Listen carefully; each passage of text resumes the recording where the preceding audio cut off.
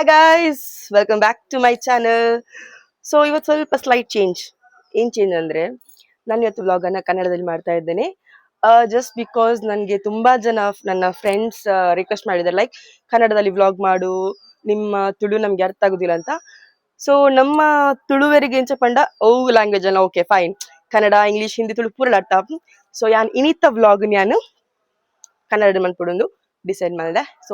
So ಇವತ್ತೇನಂತ ಹೇಳಿದ್ರೆ ವಿಶೇಷ, ನಮ್ಮ ಊರು ಪೆರ್ಜಿಲ ಅಲ್ಲಿದು ನೇಮೋತ್ಸವ. ಸೊ ಅಲ್ಲಿದೊಂದು ಅಷ್ಟು ಪ್ರಿಪ್ರೇಷನ್ಸ್, ಹಾಗೆ ನೇಮೋತ್ಸವದ ವಿಡಿಯೋ ಮಾಡೋಕ್ಕಾಗಲ್ಲ, ಬಟ್ ಸ್ಟಿಲ್ ಕೆಲವೊಂದಷ್ಟು ವಿಡಿಯೋಸ್ ಎಲ್ಲ ಮಾಡಿ ನಿಮಗೆ ತೋರಿಸ್ತೇನೆ. ಹಾಗೆ ಎಕ್ಸ್ಪೀರಿಯನ್ಸ್ ಹೇಗಿತ್ತು, ಡಾನ್ಸ್ ಎಲ್ಲ ಇದೆ, ಸಾಂಸ್ಕೃತಿಕ ಕಾರ್ಯಕ್ರಮ.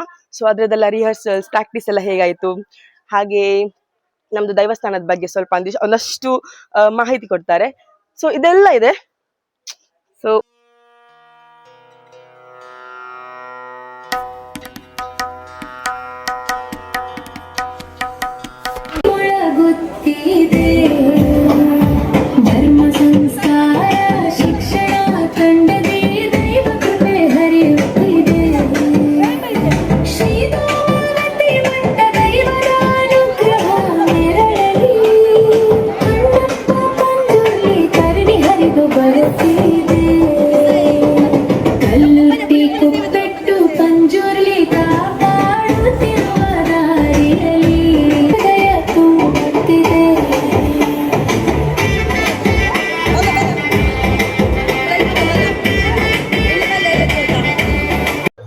ನಮಸ್ಕಾರ.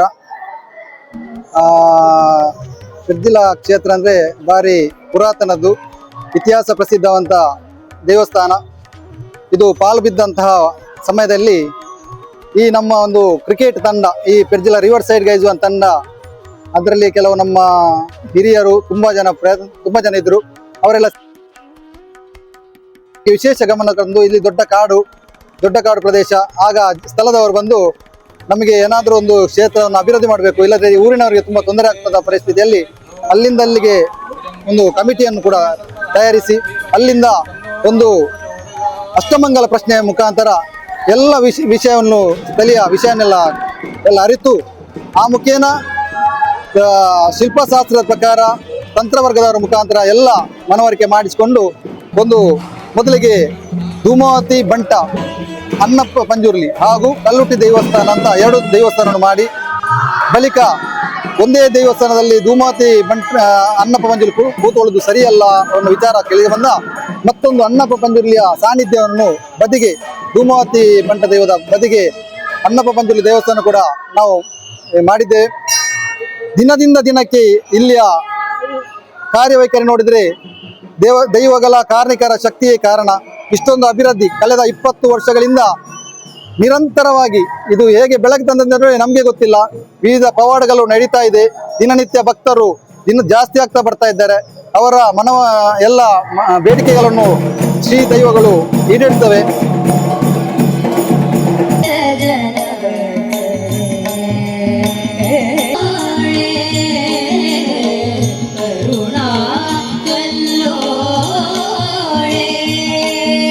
ಅಲ್ಲಿಂದ ಎಲ್ಲ ಭಕ್ತರು, ವಿದೇಶದಿಂದ ಹಲವಾರು ಭಕ್ತರು ಇದ್ದಾರೆ. ಮತ್ತೊಂದು ಹೇಳ್ಬೇಕಂದ್ರೆ, ಒಬ್ರು ಬೆಂಗಳೂರಿನಲ್ಲಿ ಶ್ರೀರಾಮ್ ಅಂತ ಒಬ್ರು ಇದ್ದಾರೆ.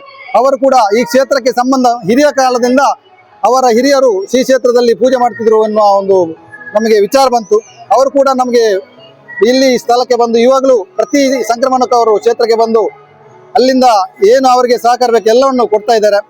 ಅಂತೂ ಇಲ್ಲಿ ಎಲ್ಲ ಸಮಿತಿ ರಚನೆ ಆಗಿದೆ, ಮಾತೃ ಮಂಡಳಿ ರಚನೆ ಆಗಿದೆ. ಪ್ರತಿಯೊಬ್ಬರ ಸೇವೆ ನೋಡಿದ್ರೆ ಇದೊಂದು ಕೂಡು ಕುಟುಂಬದ ಸೇವೆ. ಒಂದು ಮನೆಯ ಕುಟುಂಬ ಹೇಗುಂಟ ಹಾಗೆ ನಾವೆಲ್ಲರೂ ಒಟ್ಟಿಗೆ ಸೇರಿ ಈ ಒಂದು ಅಭಿವೃದ್ಧಿ ಕಾರ್ಯದಲ್ಲಿ ಭಾಗಿಯಾಗಿದ್ದೇವೆ. ಸೇವಾ ಕೌಂಟರ್ ಅಂದ್ರೆ ನಮಗೆ ಯಾವಾಗಲೂ ಒಂದು ದೇವಸ್ಥಾನಕ್ಕೆ ಸೇವಾ ಕೌಂಟರೇ ನಮಗೆ ಒಂದು ಆದಾಯದ ಮೂಲ.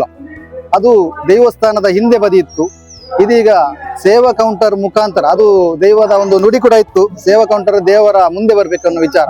ಅದಕ್ಕೆ ಸ್ಥಳವನ್ನು ಹುಡುಕಿ ಅದಕ್ಕೆ ತುಂಬಾ ಸಮಯದ ನಂತರ ಕಳೆದ ವರ್ಷ ಎಲ್ಲ ಭಕ್ತರ ಸಹಕಾರದಲ್ಲಿ ಮಾತೃ ಮಂಡಳಿಯವರು ಕೂಡ ಅದಕ್ಕೆ ದೊಡ್ಡ ಮೊತ್ತದ ಸಹಕಾರ ನೀಡಿದ್ದಾರೆ.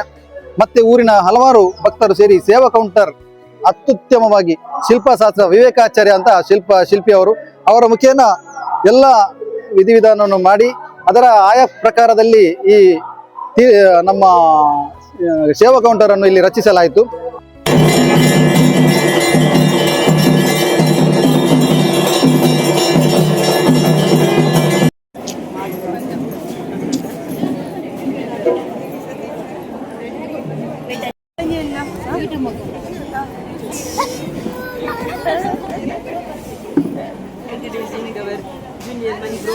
ಮೊದಲಿಗೆ ಇದು ರಾಜಮನೆತನದ ಅಧೀನದಲ್ಲಿ ಅಂದ್ರೆ ಜೈನ ಮನೆತನ, ಜೈನ ಮನೆತನಕ್ಕೆ ಸಂಬಂಧಪಟ್ಟ ಒಂದು ದೇವಸ್ಥಾನ.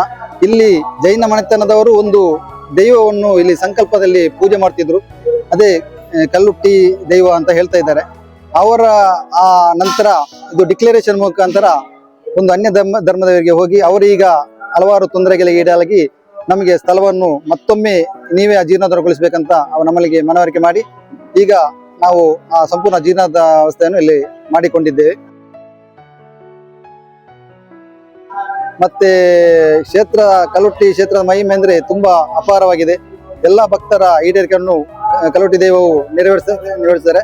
ತಿಂಗಳಿಗೆ ಒಮ್ಮೆ ಅಗೆಲು ಸೇವೆ, ಅದೇ ರೀತಿ ಇಲ್ಲಿ ಪ್ರತಿ ಶುಕ್ರವಾರ ಪೂಜೆ ಎಲ್ಲ ನಡೀತಾ ಇದೆ. ಎಲ್ಲ ಕಾರ್ಯಕ್ರಮಕ್ಕೆ ಹೆಚ್ಚಿನ ಭಕ್ತರು ಬಂದು ಸೇವೆಯಲ್ಲಿ ಭಾಗಿಯಾಗ್ತಾರೆ. ಹರಿ ಓಂ.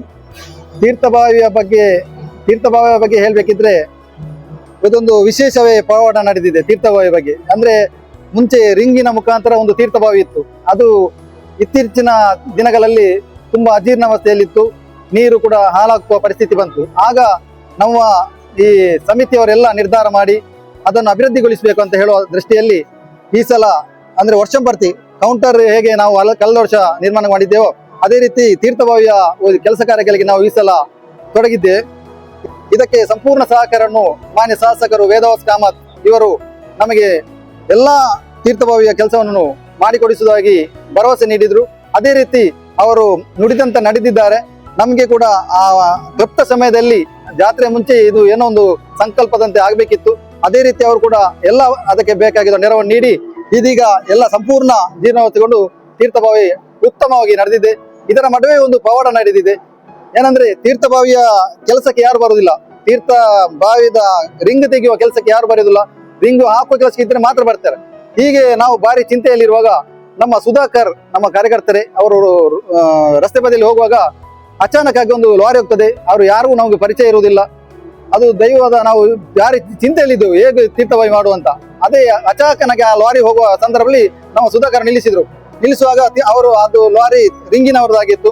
ಅವರ ಹತ್ರ ಇವ ಅಡ್ಡಗಟ್ಟಿ ನಿಲ್ಲಿಸಿ ನಮಗೆ ಒಂದು ತೀರ್ಥಭಾವಿ ಜರೂರಾಗಿ ಕೆಲಸ ಆಗಬೇಕಿದೆ, ನೀವು ಸಹಕಾರ ಕೊಡ್ಬೇಕಂತ ಕೇಳಿದಕ್ಕೆ ಕೂಡಲೇ ಅವರು ಸ್ಪಂದನೆ ಕೊಟ್ಟು ನಾವು ಇವತ್ತೇ ಸಂಜೆ ಒಳಗೆ ಬರ್ತೇವೆ, ಬಾವಿಯನ್ನು ನೋಡ್ತೇವೆ ಅಂತ ಹೇಳಿ ಅವರು ಕೂಡ ಬಂದು ರಾತ್ರಿ ಕೆಲಸವನ್ನು ಮುಗಿಸಿ ನಿಮ್ಗೆ ಹೇಗಾದ್ರೂ ಮಾಡಿ ನೀವು ಚಿಂತೆ ಮಾಡೋದು ಬೇಡ, ಖಂಡಿತವಾಗಿ ನಾವು ನಮ್ಮ ಸಮಯಕ್ಕೆ ನಾವು ಆ ರಿಂಗನ್ನು ತೆಗೆದುಕೊಡ್ತೇವೆ, ಮುಂದಿನ ಕಾರ್ಯ ನೀವು ನಡೆಸಿಕೊಳ್ಳಿ ಅಂತ ಹೇಳಿ ನಮಗೆ ಭರವಸೆ ನೀಡಿ ಅದರಂತೆ ಅವರು ಕೂಡ ನಡೆಸಿಕೊಟ್ಟು ಭಾರಿ ಚಂದದ ರೀತಿಯಲ್ಲಿ ನಾವು ಈಗ ತೀರ್ಥಭಾವಿಯನ್ನು ನಿರ್ಮಾಣ ಆಗಿದೆ.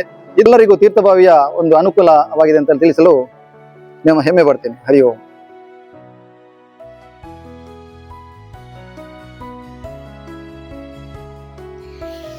ಹೀಗೆ ಪೆರ್ಜಿಲ ಕ್ಷೇತ್ರದ ಬಗ್ಗೆ ತಿಳ್ಕೊಂಡಲ್ವಾ? ಇಲ್ಲೀಗ ಸತ್ಯನಾರಾಯಣ ದೇವರ ಪೂಜೆ ಬಳಿಕ ದೇವರ ಪ್ರಸಾದ ಸ್ವೀಕಾರ ಮಾಡಿಕೊಂಡು ಬಳಿಕ ಅನ್ನ ಸಂತರ್ಪಣೆ ಕೂಡ ನಡೆಯಿತು. ಹಾಗೆ ಶ್ರೀ ಕ್ಷೇತ್ರ ಪೆರ್ಜಿಲಕ್ಕೆ ಬೇರೆ ಬೇರೆ ದೂರದ ಸ್ಥಳಗಳಿಂದ ಬರುವವರು ಕೂಡ ಇದ್ದಾರೆ. ಇವರು ಯಾವುದೇ ರೀತಿಯ ಕೆಲಸ, ಕಾರ್ಯಕ್ರಮ ಅಥವಾ ಸೇವೆ, ನೃತ್ಯ ತರಬೇತಿ ಏನೇ ಇದ್ರೂ ತಮ್ಮ ಮಕ್ಕಳನ್ನ ಕರ್ಕೊಂಡು ರಾತ್ರಿ ಆದ್ರೂ ಪರವಾಗಿಲ್ಲ ಬಂದೇ ಬರ್ತಾರೆ. ಇದು ಅವರಿಗೆ ಪೆರ್ಜಿಲ ಕ್ಷೇತ್ರದ ಮೇಲಿರುವಂತಹ ಆ ಪ್ರೀತಿ, ಕಾಳಜಿ ಅಥವಾ ಒಡನಾಟನ ತೋರ್ಪಡಿಸ್ತದೆ. ಇವರಿಗೆ ನಂದೊಂದು ಪ್ರೀತಿಯ ಸೊಳ್ಮೆಲು.